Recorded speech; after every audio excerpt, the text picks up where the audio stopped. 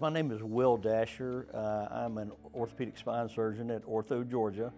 I've been in practice here since 2002, doing pretty much mostly spine surgery.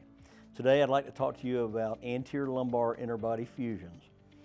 Anterior lumbar interbody fusion basically is a type of approach we use to fix a spine that is no longer functioning like it's supposed to. And it's really just an approach of how we get to the spine. There are a bunch of different ways to approach the spine. Sometimes we come through the front, sometimes we come through the side, and sometimes we come posteriorly or from the back. And when we do that, we're just trying to find the best way to approach this specific problem. But with an anterior lumbar interbody fusion, we're going through the front.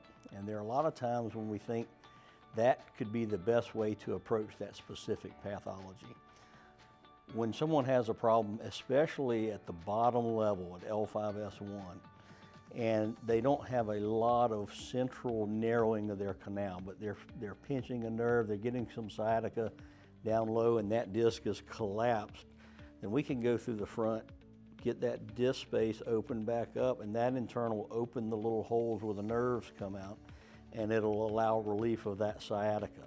That's a really effective procedure. You don't have to cut through the muscles in the back, and that can help eliminate some back pain in people who already have back pain. So the last thing you want to do is to cut through those muscles and create more scar tissue. The other advantage is that you don't have to manipulate the nerves at all, so there's less risk of scarring to the nerves. So in certain situations, that's a great option. It also gives us a very large implant, so biomechanically, it creates a very strong construct. For a multitude of reasons, going from the front can be very effective. So if you're having problems with your lumbar spine, with or without sciatica or pain down your leg, please call us at Ortho, Georgia. We can work it up and make recommendations, either surgery or not surgical.